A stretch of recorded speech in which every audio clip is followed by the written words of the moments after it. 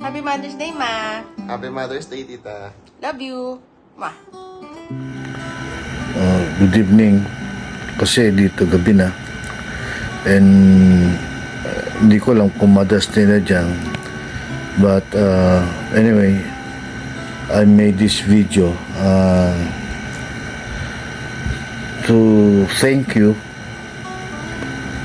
sa pagiging ina mo sa kanila kasi Mother's Day, tsaka to appreciate you as a mother to our children dahil strong mother ka sa kanila.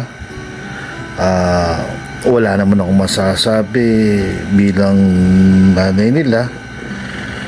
Ewan ko lang sila kung may masasabi kasi pinagagalitan mo sila. Pero anyway, kidding aside, salamat naman.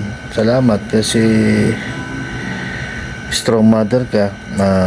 Sabi nga nila, you're just like a glue. Even if you don't see them, dahil malayo ka. But you always make sure na alam mo kung ano ang kanilang estado, kailangan. Walang patapusang pag-aalaga kahit malayo ka noon. Kaya nagpapasalamat ako as bilang nanay nila kasi alam ko naman na lahat gagawin mo, you will do everything talaga para sa kanila, para mag-guide mo sila, madisiplina, maging maayos ang kanilang sitwasyon.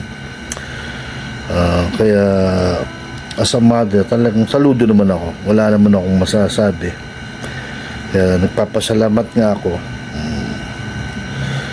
At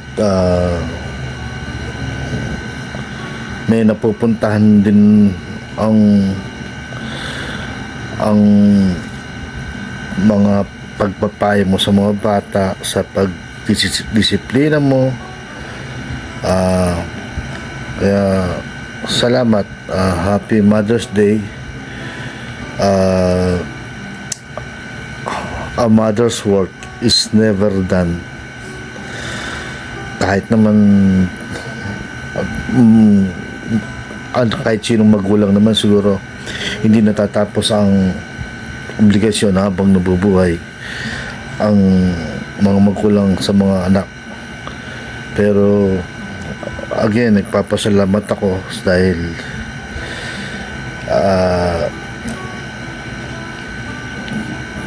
sa paggagawa ginampanan mo na mabuti kang ina sa mga bata.